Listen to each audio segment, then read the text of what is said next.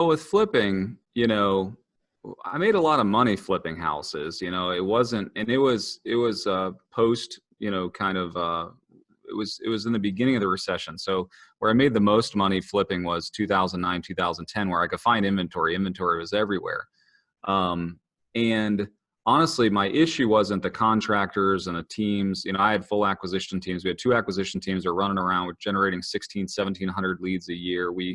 I had a marketing agency that I sold as well. And so, I had all the pieces in place. The problem is sustainability. And, I was always intending to build a very large rental portfolio because I wanted that passive stream of income.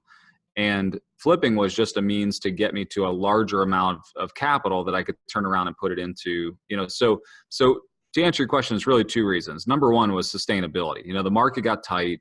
I didn't want to deal with, I was semi-retired, but then, I had 18, 19 employees that were all in the flipping business, and to sustain it, or to grow or to scale, it was a difficult process when I looked at it. And so it just didn't make a lot of sense for me. And then once I made the money off of flipping, I really just had more capital that I would have had to, in order to continue to grow that process, I would have had to scale my employees, scale the business, going to from 100 flips to 200 flips. That's, almost unheard of, like you're in the upper echelon of guys actually doing it, at that point.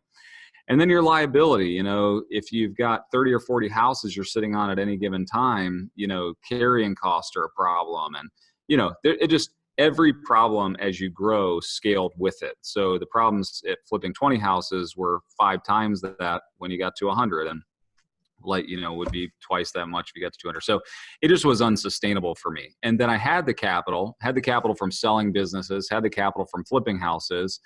And really, I was looking for passive income. Like, real estate to me was a secure asset. I'd lost a bunch of money in the stock market, and it was a sustainable asset for me. And so, one that I trusted, and it was one I wanted to yield so that I could go out and do what I intended to do, with my nonprofit. So really, there was multiple reasons in that, but everything that pointed to was, once I started going down that passive path, big syndications spread my risk. It got me involved with a different caliber of real estate investor.